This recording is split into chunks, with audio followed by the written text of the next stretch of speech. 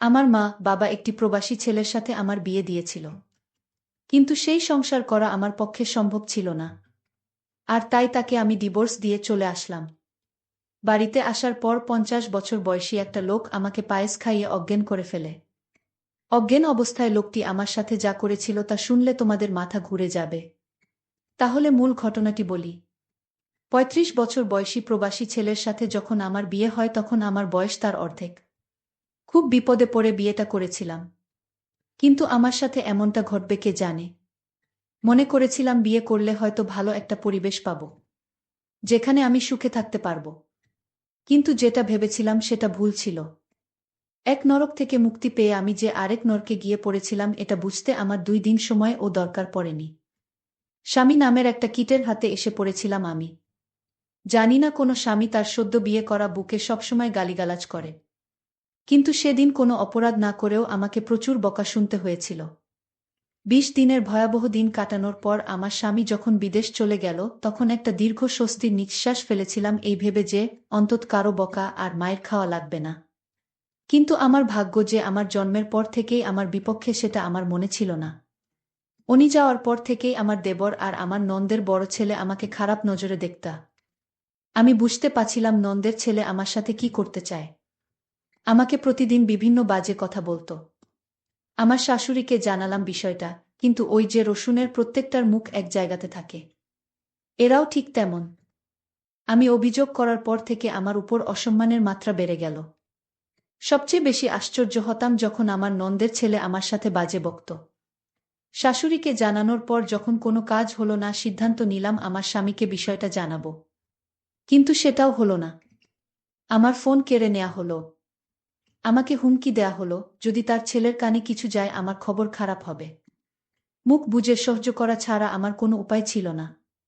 আমার জায়ের সাহায্য নিয়ে আমার স্বামীকে আমি সব জানালাম, কিন্তু তাতেও কোনো লাভ হলো না। উল্টো আমার স্বামী সুমন আমাকে দুশ্চরিত্রা বানালো, আর যত রকমের বাজে কথা আছে সব শুনিয়ে দিল আমাকে। সেদিন সারাদিন রাত আমি কান্না করেছিলাম। যে সংসারে স্বামীর কাছে বউয়ের কোনো মূল্য থাকে না সেই সংসারে থাকা আর না থাকা সমান। তবুও মুখে কুলুপ এঁটে অত্যাচার সহ্য করে যাচ্ছিলাম। এর মাঝে আমি আমার বাবার বাড়ির বেড়াতে যেতে চাইলে আমার শাশুড়ি আমাকে বলল, তুমি যদি এই বাড়ি থেকে এক পা কোথাও যাও তাহলে আমার ছেলেকে ডিভোর্স দিয়ে যেতে হবে। আমার পায়ের তলা থেকে মাটি সরে গিয়েছিল আমার শাশুড়ির কথা শুনে। বাপের বাড়ি যাওয়ার সাথে যে ডিভোর্সের সম্পর্ক আছে সেটা আমি প্রথম ওই বাড়ি থেকেই দেখেছিলাম। এভাবে 6 মাস কেটে যায়। এর মাঝে আমার বাবা, বড়ভাই বা সৎ মা কেউ আমাকে একটাবারের জন্যও দেখতে যায়নি। আমার স্বামী মালয়েশিয়া থেকে বাড়িতে আসার সাথে সাথে আমাকে ডিভোর্স দিতে নিয়ে যাওয়া হয়। উনি আমার একটা কথাও শোনেনি। ওর মায়ের কথা শুনেই আমাকে ডিভোর্স দিতে নিয়ে যায়। আমার স্বাক্ষর হবার পর আমাকে বলে, এবার কোথায় যাবি যা। আমার মোবাইল, কিছু টাকা, গহনাসহ যাবতীয় কিছু রেখে দেয় ওরা। শুধু স্যান্ডেল পায়ে সেদিন ওই বাড়িকে পর করে চলে এসেছিলাম। আর বারবার আল্লাহর কাছে বলেছিলাম, আল্লাহ আর কোনো মেয়ের সাথে যেন এমনটা না হয়। বিয়ের সময় ভেবেছিলাম কষ্ট হয়তোবা বিদায় করে দিয়ে বাপের বাড়ি থেকে চলে গেলাম, কিন্তু অভাগীর দিকে কষ্ট বারবার ফিরে তাকায়, তার পিছু ছাড়তে চায় না। তা না হলে কি আর আরও বেশি কষ্ট নিয়ে আবার বাবার বাড়ি ফেরত আসি। বাড়িতে ঢুকে যার সাথেই দেখা হয় সেই আমাকে অচেনা লোক মনে করে এড়িয়ে চলতে শুরু করে। একমাত্র আমার চাচি আমাকে জড়িয়ে ধরে কান্না করে আর আমাকে মেন্টালি সাপোর্ট করে। কিন্তু যাদের সাপোর্ট দরকার তারা যদি না করে তাহলে কি আর কষ্ট কমে? আমার ভাবির কাছে গেলাম, সে আমাকে বলল ভাইয়ের কাছে গিয়ে ক্ষমা চাইতে। মনে অনেক সাহস সঞ্চয় করে বড় ভাইয়ের কাছে একটু ছায়া খোঁজার আশায় গেলাম। কিন্তু সেই ভাই আমাকে সেই দিন মারছিল আর গালি দিচ্ছিল। ভাবি গর্ভবতী ছিল, আমাকে ঠেকাতে গিয়ে সেও ভাইয়ের হাতে মার খেয়েছিল। ভাই শুধু বলতেছিল সব দোষ নাকি আমার। কিন্তু কেউ একটাবার বুঝতে চায় নাই যে আমার সংসার ভাঙাতে আমার কোনো দোষ নাই। আবার সেই উঠতে বসতে সৎ মায়ের খোঁচা, ভাইয়ের দুর্ব্যবহার, আব্বার মুখ গোমরা করে থাকা। মোটের উপর সবকিছুকে জাহান্নামের আগুনের মতো মনে হচ্ছিল। আমি যদি 2 দিন না খেয়েও থাকতাম কেউ এসে খাইয়ে দিয়ে যাওয়া তো দূরের কথা, এসে জিজ্ঞাসাও করত না আমি খেয়েছি কিনা।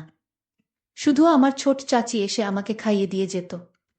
তবুও সবসময় আসতে পারত না, আর ভাবি ভাইয়ের কথার বাইরে আসতে পারত না। সিদ্ধান্ত নিলাম বাড়ি থেকে দূরে কোথাও চলে যাব, যেখানে আমার কেউ নেই, পরিচিত কেউ নেই। দরকার হলে কাজ করে খাবো কোথাও, তবুও এই নরকে থাকব না। কিন্তু পারছিলাম না। কিন্তু সেই সাহসটা সঞ্চার করতে পারছিলাম না, যেটা আমার মা করে দেখিয়েছিল। যেই সাহসের কারণে আমাকে হতে হয়েছে একটা পুরো পরিবারের কাছে কুকুরের মতো। যেই সাহসের কারণে আমাকে দেখলে অন্য সবাই নাক সিটকাত। সেই সাহসটা আমি দেখাতে না পেরে ওই বাড়িতেই থেকে গেলাম। বেশ অবস্থাসম্পন্ন একটা পরিবারে আমার জন্ম হয়েছিল। শুনেছিলাম একটা মেয়ের আশায় যখন সবাই ছিল তখনই আমার জন্ম। কিন্তু কে জানত সোনার চামচ মুখে নিয়ে জন্ম নেয়া শিশুটির জন্য ভয়াবহ সুখ অপেক্ষা করছে। আমার জন্মের পরে আমার মা আমার বাবাকে বিদেশ পাঠিয়ে দেয়, যাতে আমার ভবিষ্যতের জন্য কোনো চিন্তা করা না লাগে। বাবা মায়ের কথা মতো বিদেশে চলেও যায়। আর মা এদিকে বাবার অগোচরে একটা ব্যাংকে চাকরি নেয়। কিন্তু এটা আমার বাড়ির আশেপাশের কারো চোখে সহ্য হয়নি। এমনকি আমার মেজ কাকুরও না। আমার বাবাকে মায়ের চাকুরির ব্যাপারে সবকিছু বলে দেয়। আর সেই দিনই ফোন দিয়ে বাবা মায়ের সাথে প্রচুর ঝগড়া করে এবং মাকে চাকুরি ছাড়তে এক প্রকার বাধ্য করে। মা চাকরি ছেড়ে দিয়ে বাড়িতেই সময় কাটাতে লাগল। এর মধ্যে বাড়ির পাশের একটা লোকের নজর পড়ে আমার মায়ের উপর। আমার বয়স তখন ৮ বছর। সবসময় লোকটা মায়ের পিছু পিছু ঘুরঘুর করত। কী উদ্দেশ্য নিয়ে ঘুরত তা আমি বুঝতাম না।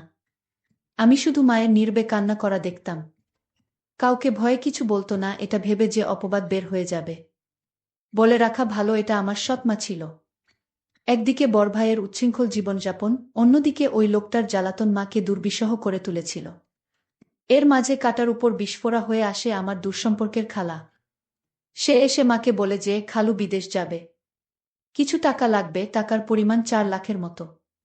মা তার বোনের মুখের দিকে তাকিয়ে টাকা দেয়ার কথা বলে। কিন্তু সেটা আমাদের গ্রাম থেকে উচ্চ সুদে নিয়ে। আর সেই সুযোগটাকেই কাজে লাগায় ওই বদলোকটা। আমার মাকে ২ লাখ টাকা ধার দেয়। হয়তোবা ভাগ্যে এমন ছিল, দুর্ভাগ্যবশত খালু টাকা ধরা খায়। সেটাই হয়ে যায় আমার মায়ের জীবনের জন্য সবচেয়ে বড় ভুল। সুদের পরিমাণ যখন বাড়তে থাকে তখন লোকটা সারাক্ষণ মাকে বলতো টাকা না দিতে পারলে আপনার মেয়েকে আমার সাথে বিয়ে দেন। লোকটার বয়স প্রায় ৫০ হবে। আর সেই লোক কিনা আমাকে বিয়ে করতে চায়। এক কথায় পরিস্থিতির ফায়দা লুটতে থাকল। হঠাৎ করে মা চেঞ্জ হতে থাকল। যেই মা আমাকে কোনোদিন বকা দিত না, সেই মা আমার গায়ে হাত তুলত যখন তখন। দিন দিন আমার মা এই লোকটার সাথে বিয়ে দিতে চাইত। তখন তো বুঝতাম না কাহিনী কি, যেটার বাঁধন থেকে মা বেরিয়ে আসতে পারে নাই। লোকটা দেখতে খুব বাজে ছিল। আর সেই লোকের সাথে আমার বিয়ে দিতে চায়। একদিন ৫০ বছরের লোকটি আমাদের বাড়িতে এসে আমার মাকে বলল, এই শোন, যদি ১৫ দিনের মধ্যে টাকা না দিতে পারো তাহলে আপনার মেয়েকে আমার সাথে বিয়ে দিয়ে দেন। আমার মা আমাকে বুঝিয়ে বলল, আমি এত টাকা কোথায় থেকে দিব? তুই বরং লোকটাকে বিয়ে করে ফেল। ওর অনেক টাকা পয়সা আছে। তুই সুখে থাকবি। তুই আর না করিস না মা। লোকটার বয়স হয়তো একটু বেশি। আমি মাকে বললাম, মা, আমি দরকার হয় মরে যাব, তাও ওই বুইড়া লোকটাকে বিয়ে করতে পারব না। আমি মনে মনে সিদ্ধান্ত নিলাম আমি এই বাড়ি থেকে পালিয়ে যাব। কিন্তু পালিয়ে কোথায় গিয়ে থাকব, কার কাছে যাব? কিন্তু আমি পালিয়েও যেতে পারলাম না। যেদিন ঘর থেকে পালাবার চেষ্টা করছিলাম, সেই দিন ঘর থেকে বাহির হওয়ার সময় মা দেখে ফেলে। তারপর আমার পিছু নেয়। আমি যখন একটা সিএনজিতে উঠলাম, আর সেই সিএনজিতে বসা ছিল সেই লোকটা যার সাথে আমার বিয়ে হবার কথা। লোকটার নাম শুনেছিলাম আকবর আলী। সেই আকবর আলী আমাকে দেখে ধরে ফেলে এবং বাসায় নিয়ে যায়। বলে রাখা ভালো যে মা এই ৫০ বছর বয়সী আকবর আলীর সাথে বিয়ে দিতে চাইছে। সে আসলে আমার আপন মা না, সে আমার সৎ মা। আর সৎ মা বলেই এরকম একটা ৫০ বছর বয়সী লোকের সাথে আমার বিয়ে দিতে চাইছে। তাছাড়া ঋণ পরিশোধ করতে আমাকে তার সাথে বিয়ে দেওয়া হচ্ছে। যাই হোক, আমাকে সিএনজি থেকে লোকটা ধরে বাড়িতে নিয়ে আসলো। আর বলল, শোন, আমার কিসের অভাব? আমার সাথে বিয়ে হলে তোর সমস্যা কি? আমি লোকটিকে বললাম, দেখুন, আপনি আমার বাবার বয়সী, আপনি আমাকে এখান থেকে চলে যেতে দিন। আমি এখানে থাকব না আর আপনাকে বিয়ে করতে পারব না। দরকার হয় মরে যাবা, তাও আপনার সাথে আমার বিয়ে হবে না। লোকটি আমার কথা শুনে আমাকে জোরে একটা থাপ্পড় মেরে বলল, এই মেয়ে, কি ভাবছিস তুই? আমার টাকার কি সুতা নাই? তোর মা যদি ১ সপ্তাহের ভিতরে টাকা ফেরত না দেয় তাহলে তোর অবস্থা খুব খারাপ হয়ে যাবে। হঠাৎ লোকটির ব্যবহার পরিবর্তন হতে শুরু করল। লোকটি বলল, শোন মা, আসলে আমি ভুল করেছি। তুই আমার মেয়ের মতো। আজ যদি আমার একটা মেয়ে থাকতো তাহলে আমি কি এরকম একটি লোকের হাতে তুলে দিতে পারতাম? লোকটির পরিবর্তন দেখে আমার মনের ভিতর সন্দেহর সৃষ্টি হল। লোকটি হঠাৎ এরকম পরিবর্তন হলো কেন? এই বিষয়টা নিয়ে আমি অনেক চিন্তিত হলাম। লোকটি আমার জন্য নিজ হাতে রান্না করে আমার জন্য খাবার নিয়ে এলো। আমি বললাম, আমি খাবো না। আমাকে এখান থেকে যেতে দিন। আমি এখানে থাকতে চাই না। এখানে আমার দম বন্ধ হয়ে আসছে। আকবর আলী তখন আমায় বলল, ঠিক আছে, তুই যেখানে যেতে চাস সেইখানেই তোকে যেতে দিব, কিন্তু আজ রাতটা আমার বাসায় থেকে যা। আমি কথা দিচ্ছি কাল সকালে আমি তোকে আর আটকাবো না, আমি তোকে বিদায় দিয়ে দিব। তুই যেখানে যেতে চাস সেইখানেই যাবি। আমার মনের ভিতর আরও সন্দেহর সৃষ্টি হলো, আজ রাত থাকার কথা বলছে কেন? কি হয় জানি না। আকবর আলীর বাড়িতে কেউ নাই। আকবর আলীর বউ মারা গেছে। তার একটা ছেলে সন্তান আছে। সে বিদেশে থাকে। আকবর আলী নিজে রান্না করে, মাঝে মাঝে বোয়া এসে রান্না করে দিয়ে যায়। আকবর আলী আমাকে বলল, মা, আজ আমি তোর জন্য নিজের হাতে পায়েস রান্না করেছি। একবার খাইলে বারবার খাইতে মন চাইবে। আকবর আলীর কথা শুনে আমি কিছুটা অবাক হলাম। যেই লোকটা সুদ খায়, আর সেই লোকটা আমাকে এভাবে নিজ হাতে রান্না করে খাওয়ানোর পিছনে অবশ্যই কোনো কারণ আছে। আকবর আলী আমার জন্য পায়েস নিয়ে এসেছে আর বলছে, নে মা, খেয়ে চুপচাপ ঘুমিয়ে পড়। আর যদি তুই পায়েসটা না খাস তাহলে আমার ভীষণ কষ্ট হবে। খেয়ে নে মা, আমি কথা দিলাম কাল তুই যেখানে যেতে চাইবি ঠিক সেইখানে আমি তোকে দিয়ে আসব। তাও তুই খেয়ে নে। আকবর আলী আমায় এমনভাবে বলছিল, আমি না খেয়ে পারলাম না।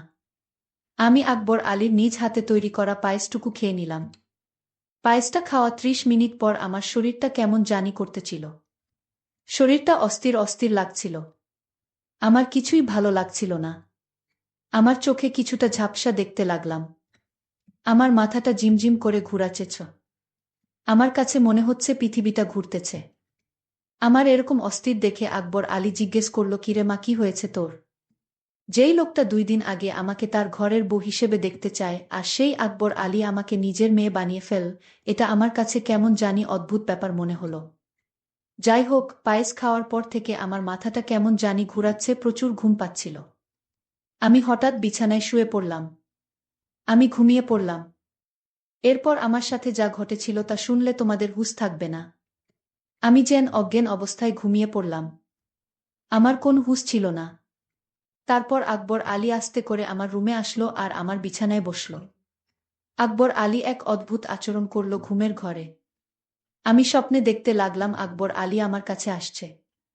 আর আকবর আলীর হাতে বিশাল বড় একটা হাতুড়ি দিয়ে আমাকে মারতে আসলো। আর এই স্বপ্ন দেখে আমি বিছানা থেকে লাফ দিয়ে উঠে পড়লাম। উঠে দেখি রুমে কেউ নাই, তবে আমাকে কেমন জানি এলোমেলো লাগছে। মনে হচ্ছে আমার ঘরে কেউ আসছিল। আমি বিছানায় একটা ঘড়ি দেখতে পেলাম। আর সেই ঘড়িটি আকবর আলীর হাতে ছিল। আমি ভালো করে লক্ষ্য করলাম এটা আকবর আলীর হাতে ছিল। কিন্তু দরজা তো ভিতর থেকে লক করা, তাহলে আমার রুমে কেউ ছিল না। তাহলে আমি কি বাজে স্বপ্ন দেখছি? আর সেই স্বপ্নে আমার ঘুম ভেঙে গেল। আকবর আলী আমার রুমে না আসলে তাহলে কে আমার রুমে আসলো? আর ঘড়িটি তো আকবর আলীর। তাহলে আকবর আলী কি আমার রুমে এসেছিল? আমি রুম থেকে বের হয়ে দেখলাম আকবর আলী নামাজ পড়তে লাগল। আমি আকবর আলীকে দেখি ভীষণ অবাক হলাম। আমি দাঁড়িয়ে থেকে তার নামাজ দেখলাম। নামাজ শেষে হলে আমি তার কাছে গেলাম এবং বললাম, দেখুন, আজ রাতে আমার রুমে কে আসছিল আমি বুঝতে পারছি না। তারপর আকবর আলী বলল, আরে বোকা মেয়ে, তোমার রুমে আবার কে আসবে? তুমি হয়তো দুঃস্বপ্ন দেখছ। তাহলে আমার বিছানায় আপনার ঘড়ি কি করে এলো? কই, ঘড়ি তো আমার হাতে, তাহলে এটা কার ঘড়ি? ও বুঝেছি মা, আমার ছেলে ২টা একরকম ঘড়ি নিয়ে আসছিল বিদেশ থেকে। আর তুমি যে রুমে থেকেছ সেই রুমে আমার ছেলে থাকতো, সে হয়তো ভুল করে ঘড়িটা ফেলে রেখে চলে গেল। আচ্ছা মা, আমি তোমার জন্য একজন পাত্র ঠিক করেছি। আমি তোমাকে তার সাথে তোমাকে বিয়ে দিব। তোমার মায়ের সাথেও আমার কথা হয়েছে। আমার তো কোনো মেয়ে নেই, আর আমি তোমাকে আমার মেয়ে করে নিলাম। আর তুমি গতকাল রাতে যা দেখছো সবই দুঃস্বপ্ন মা। তারপর আকবর আলী আর আমার মা আমার জন্য সেই সুমন ছেলেটিকে নির্ধারণ করল। আমি আকবর আলীকে বাবা বলে ডাকলাম। বাবা, আসলে আমি তোমাকে ভুল বুঝেছিলাম। তোমার মতো এমন মানুষ এ যুগে পাওয়া বড়ই কঠিন। তারপর আকবর আলী বাবা আমার বিয়ের সমস্ত খরচ বহন করে আমাকে সুমনের সঙ্গে বিয়ে দিয়ে দিল। কিন্তু কথায় আছে না, অভাগীর কপালে কি আর সুখ সয়। আমি তাকেও ডিভোর্স দিয়ে চলে আসলাম। কারণ এই পরিবারটি ভালো ছিল না তাই। বাড়িতে আসার পর কেউ আমাকে আশ্রয় দেয়নি। তাই এখন ঢাকা শহরে নিজে চাকরি করে নিজের পেট চালাই। জানি না তারপর আমার কপালে কি হয়। আজকের গল্পটি এখানেই শেষ করলাম। যদি গল্পটি ভালো লাগে তাহলে চ্যানেলটি সাবস্ক্রাইব করে পাশে থাকবেন। ধন্যবাদ।